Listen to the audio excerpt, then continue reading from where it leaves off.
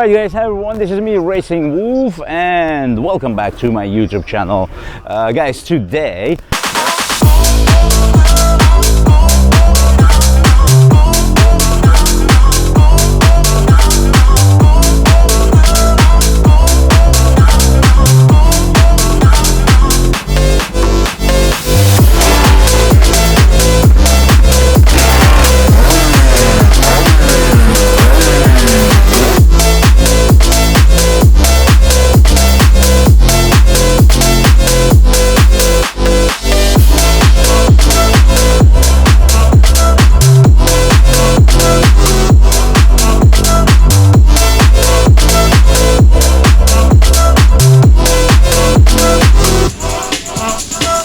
Right guys, today we're filming these guys, not these guys, we're filming these guys.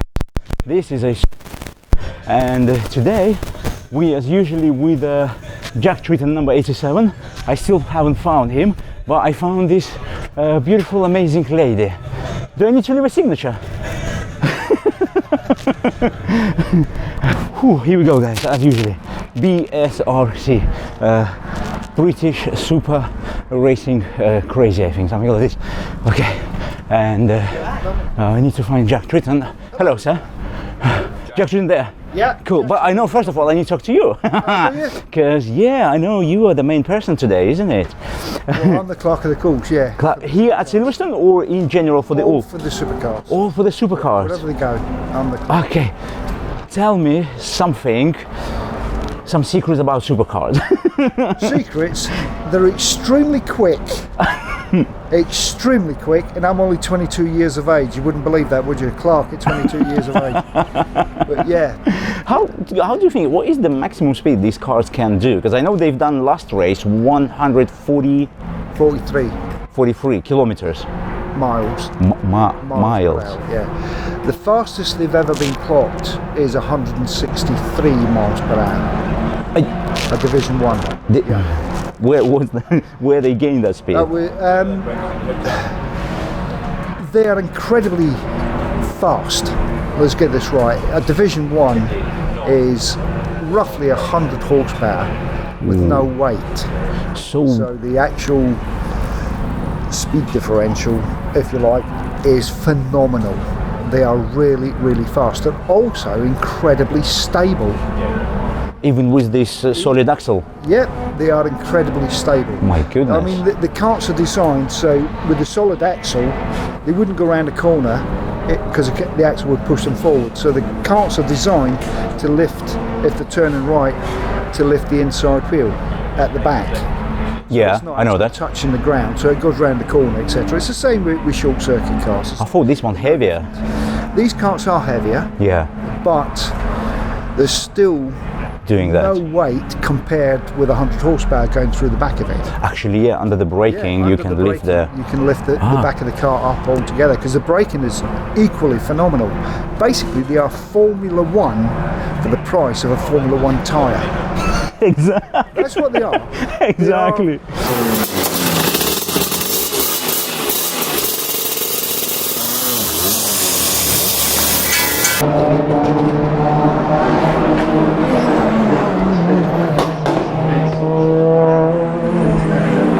Right guys, so I think this is the worst ticket in this grandstand. In general, the top row is the worst ticket because this camera is sitting next to me. Now, if we look to the left, can you see anything? You can see the building, perfectly can see the building, but you can't see the truck. What's the point of this place? I don't know. Also, if you look straight, you can see the track, but this roof, I don't know why they made it like this. Unnecessary. Like seriously, unnecessary. Oh my god, these Mini Coopers are sick.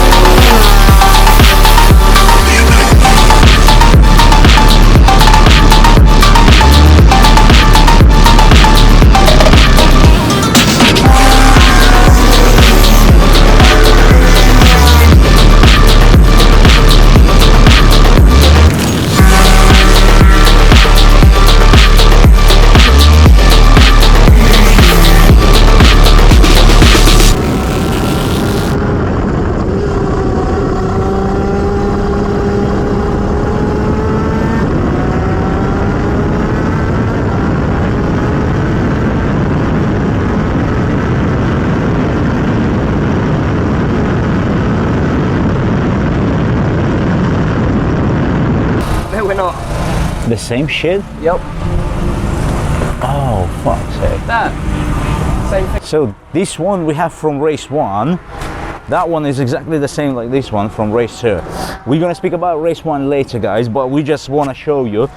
This is what Silverstone circuit, is that Silverstone what doing to these tires? Why is that? We don't know. Overheating? What, I mean, like... This tyre had already done a session. All right. So it's already had a heat cycle, whereas what we just had on was brand new, and it's done it again. So we don't really know what's causing it. That looks really weird. I mean, what we have here, mainly we have a right-handers. It's all rights. And what was this tyre? On the left. On the left side, but that's on the inside. We're going right. Then this one was on the left. So this is the main tyre, which is leaning. Yes. So when it slides, obviously the initial bit it bites here, but the actual slide on the back of the car is dragging this bit across, which is why it's pulled that way. Because if you have slide on the back, that's the way it comes through. Cool. Let's quickly speak about the race number 2. Yeah. You started P2. And you finish P2. Yeah. So, but again, it starts a little bit drop down. I just don't know why. I went earlier this time. I feel like I get away, but everyone else just comes past me. So I went into the first corner, and again, we've got new tyres and it's slippery, so I don't want to try and go around the outside because there's so much rubber. I just want to slot into the grid position that I'm in. So went in 4th, but then someone did come around the outside of me. So we went down the back straight side by side, but as we got to the braking marker, because I knew I had to clear them quickly if I wanted a chance of even winning the race, I did manage to hold it around the outside on the brake. So obviously back into 4th. Then I did catch Lee up, and as I went for a move down into the first corner, he moved out as well to overtake one in front. So I backed out of that because I didn't really fancy going for abreast into cops. Yeah. And then I managed to get Lee. He then come back past me down the straight. And then obviously, as we got down there, he tried to come around the outside, but managed to just hold it on the inside, and then caught Carl up, passed Carl, and then the goal was just to try and catch Liam. And we did put some quick laps in, and at that point I was setting the quickest laps of the race. And we did close the gap down to Liam, but I just caught the back markers in the wrong place. He was clearing them on the straights, and I was having to let off before the corners, and I just lost too much time then. Well, are you in general, you satisfied with the race number 2 at Silverstone? No, I'm really happy with it. I just want to get away at the start, because I actually believe if I can get away with Liam off the start, I can have a race with him. Because the slipstream here is so big that even if I was half a second slower than him, I gain that in the straights. Right. I could definitely live with him for a race if I'm there. And the fact both of us clear track, I could catch. I got some pace. I just can't get close enough to him in the first 2 or 3 laps. You following this championship, tell me a little bit about Jack Tritton as a driver. Jack, well, he started off with us in the 125 category. He did quite well in his first season. He came 3rd. His next season, he won it, and then he went into Division 1. Now the step this year, the step from 125 to Division 1 is massive. I mean, today and yesterday in the race, Jack was overtaking the 125s after lap 3. That shows you the speed differential. Overlapping. Yep. We're not going to tell you results, guys. You're going to hear it later. Yeah. Quite right. He was overtaking them at that point. Wow. On the 3rd lap. So it shows you how much quicker Division 1s can take this. Insane. In the 125s.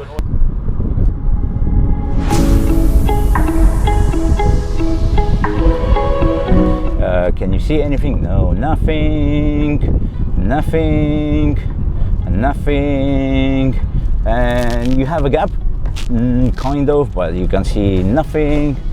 You can't see anything. You can't see. Okay, here we go. Yes, the disabled viewing area, you can see the start finish, you can see everything. True, but this is disabled area, so during the events, not like today, in general during the events, you're not going to be able to access this area if you don't have a permission as a disabled. And in front of the grandstand, everything covered with a fence. The same like up there, everything is covered with a fence. So you're not going to be able to go in front of the grandstand.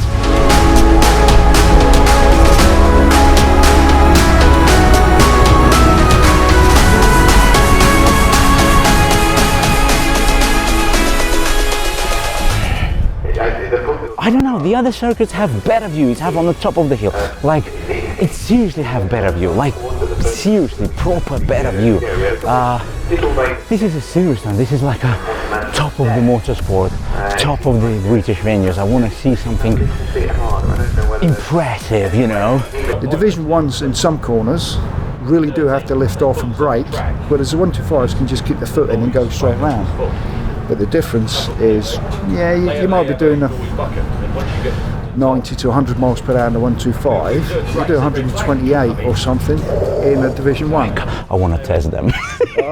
I need to find someone who can... The strange thing about them is they're not that difficult to drive. Really? They're not difficult to drive, they're very forgiving. I might be good. He must be seeing my previous videos. They're not that difficult to drive, but if you're a peddler, as I call them, someone who really knows how to drive it, that's a difference.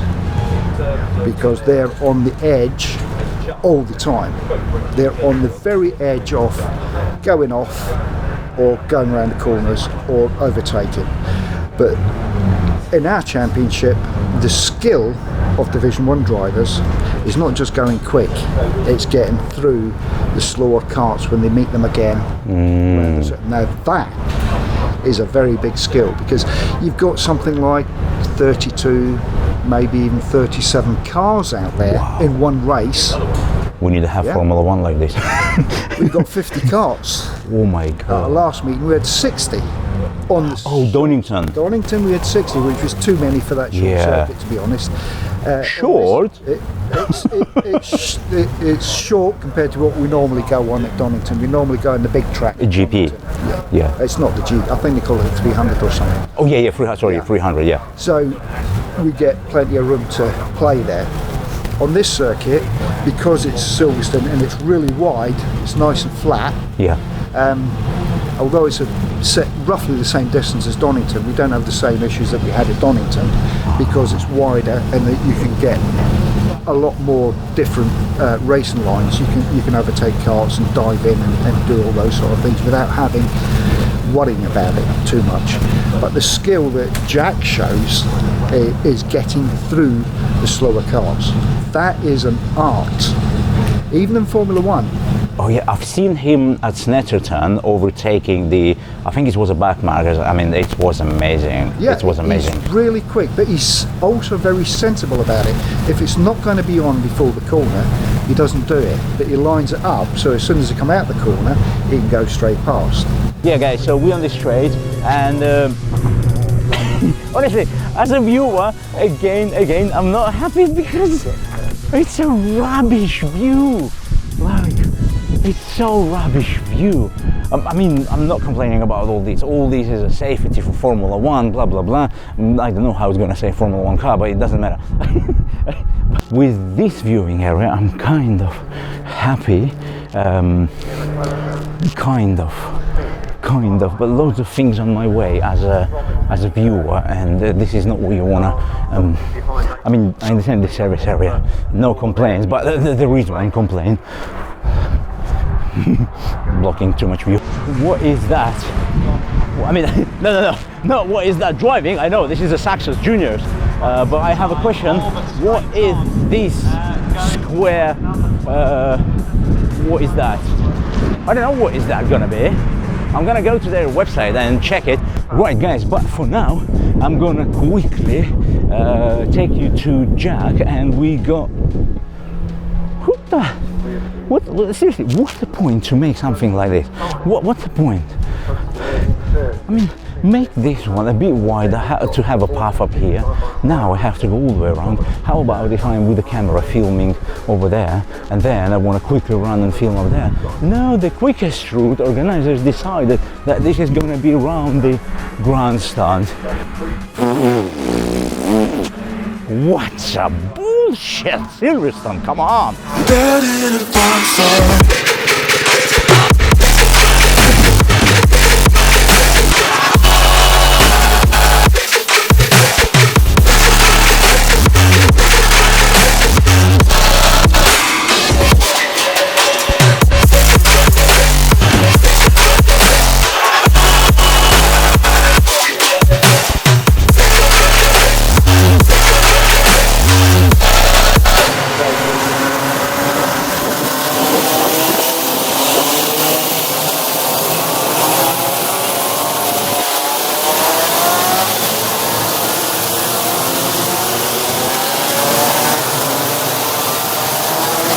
laps. I can also see that Jack Tritton, winner from race 1 yesterday, is in pit lane and also pushing the karts down pit lane. So potential dramas for the number 87.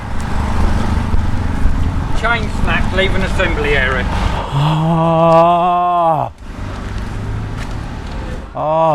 Winning the whole weekend. He just had to finish. We'd have got the weekend. We'd have won overall. I mean, he had like all chances in these conditions. Seriously, because I've seen number 1 started somewhere. He conked out.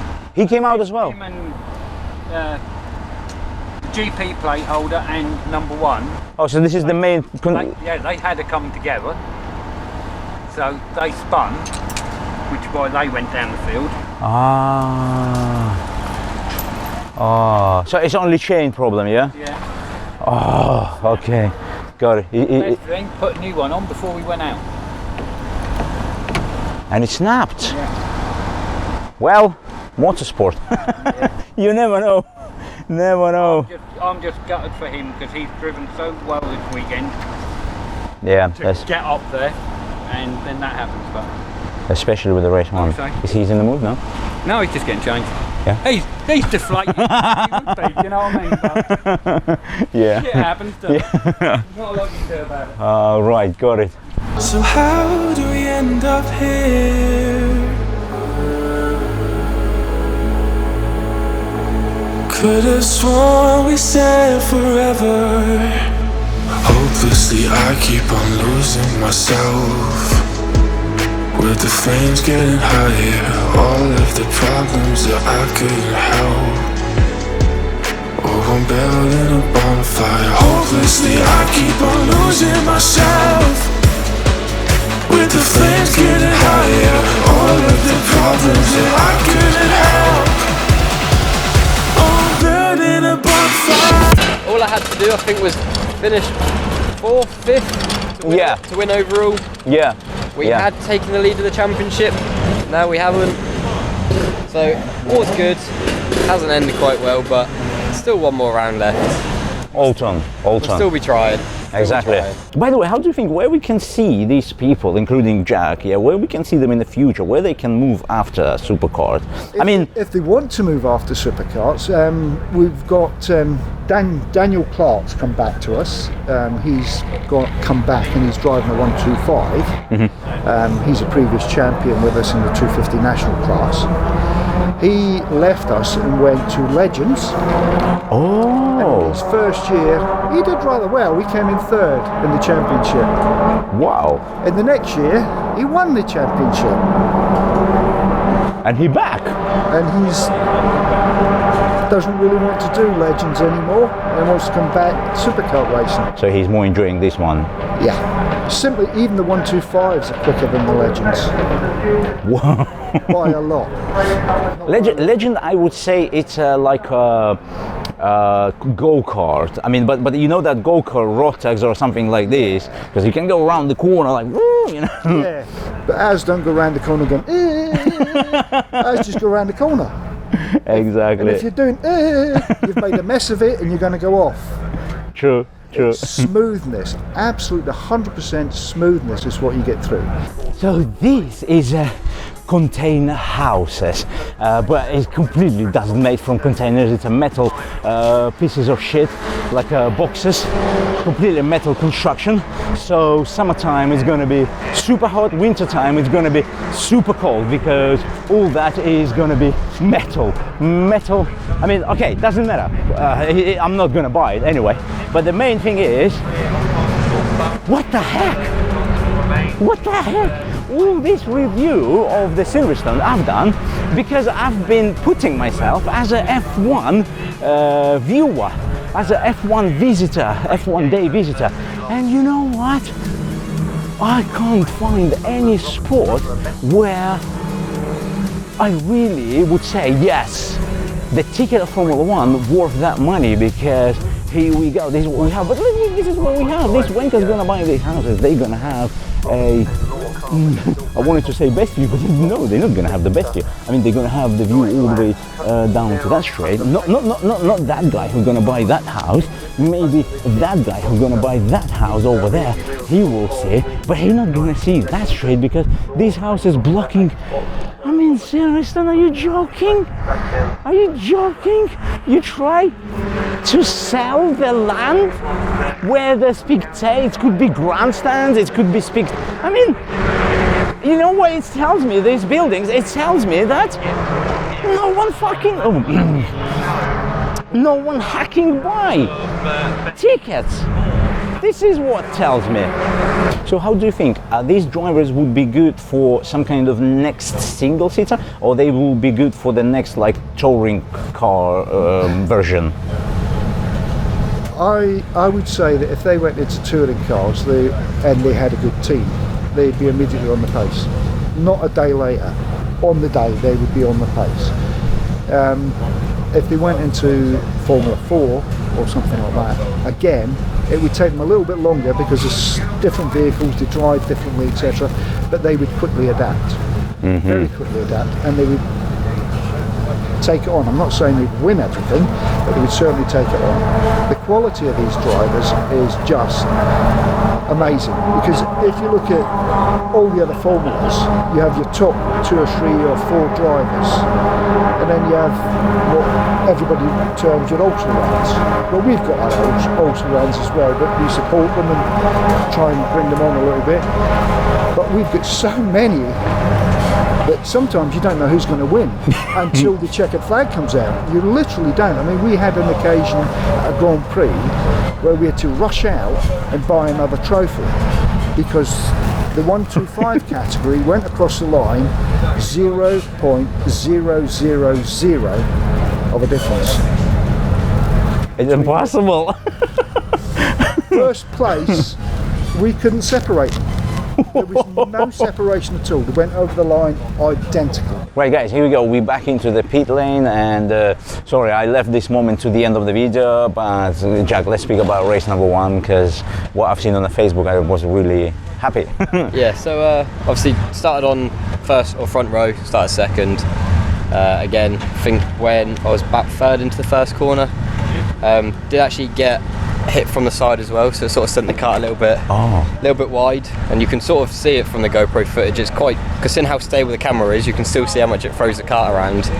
But then got going, and obviously the goal was just to try and come back through as quick as we could. So had a good battle with Lee, and managed to actually get past him sort of down the start straight, but there was a lot of wind, so in the slipstream it was just... So Lee was in the P2? Yeah, and obviously got in his slipstream, just come down the start straight, pulled out, went past him, and then obviously just pulled a big gap, tried to chase Liam, and Liam hissed and melted, so he didn't actually finish. So obviously then we took the lead, and then just maintained it for the rest of the race. I think we won by just over 7 seconds.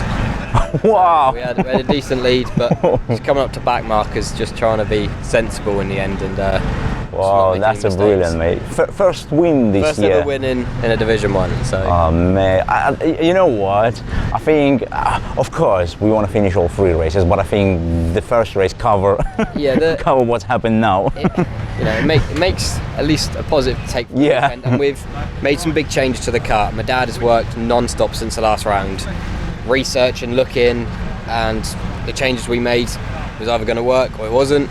And it's the best the car's ever felt, so we're making the steps in the right direction. Just all I had to do was a top 4, and we got a 1 overall, so a little bit annoying because we want to win a championship, and obviously in the first year we were leading it until that last race. Wow. Because we now didn't finish, we're now so where are you going to be roughly? Back to second, but now quite a few points because I don't score anything for there, and Carl will now be back in the lead, finish second. Any chances at Alton? How do you think? Again, depends on mechanicals. Carl doesn't finish one, maybe. If we do well, you don't know. It's motorsport, you never know. So. But how you feel at Alton? Because you've been there before. Only in the 125. So again, every track's new. It's a fun track. It's just really hard, and I know Carl enjoys it, so it'll be quite a challenge. But we'll see what we can do. We'll still be trying. Got it, mate. Listen, thanks a lot for this weekend. Appreciate really amazing, the race number 1 and race number 2. I mean, I was really excited. And guys, as usually, all the Jack's details in the description down below, because I want to show you something. Look, there is, I think this is new. Yeah. Yes, and also Village Inn. Village Inn, yeah. Yeah, is that your new people, new sponsors? Yeah, and they've been a massive help now. So yeah, Yes to Fitness helped me out for my fitness, my strength, and I've just been, as a driver, I want to be as fit as I can, so when I'm out there, I've got no excuses. And Ash, who runs it, he's been on it, and I've been improving the whole way. And the Village Inn have just been supporting me the whole time. They've helped us out. We're now able to put some more tyres on the cart and give us that extra chance. And you know, you've seen what's happened to the tyres. Yes. If they weren't new, would we even have finished the race? Exactly. And when we mentioned about tyres in the race number round 3, I think. For the second race and the first race yesterday. No. We mentioned about the tyres. Remember, we spoke about the tyres to support Anglesey. Yeah. We've been speaking in Anglesey. Yeah, guys. So you see the new sponsors coming in. You also can be one of them, because we still have Alton and we have the whole next year season. So more than welcome. All the details in the description down below. And guys, thanks a lot for watching this video. This was Silverstone and Jack Tritton, number 87. Thank you, guys. Thank you. Okay, guys. I don't know if you're happy with my Silverstone review, but you know what? Up to you. Likes, comments, description. If you want to tell me something where I was wrong or where I was correct, in the comments. Likes is up to you, and subscribe if you want. And as usual, guys, I'm gonna see you in the next video, which is coming out next week, and I think it's gonna be BTCC. I think so. I don't know. Whatever I decide. As usually. See ya. Seth, thank you very much for all this information. Really amazing chat. Enjoy it. I don't know how we're going to spread this interview during the video, but I'll try to put everything what you said. Bits and pieces. Thank you very much, Seth. No Thank you. problem, thank you. By the way, about Formula One, when we spoke, the drivers racing with this one, I'll be honest with you, after yesterday qualifying, I wouldn't believe Stroll. I know Lauren's going to kill me. He's just next to the corner. But I'm honest. Thank you. Thank you. Right, guys, before we finish this video, let me make a quick conclusion for Silverstone circuit. You know what? I think it's there is a plastic lady like this one, and there is a natural one like. Well, if you don't have a natural one, the plastic one is definitely okay, guys. And I'm gonna be in that car, so see you in the next video.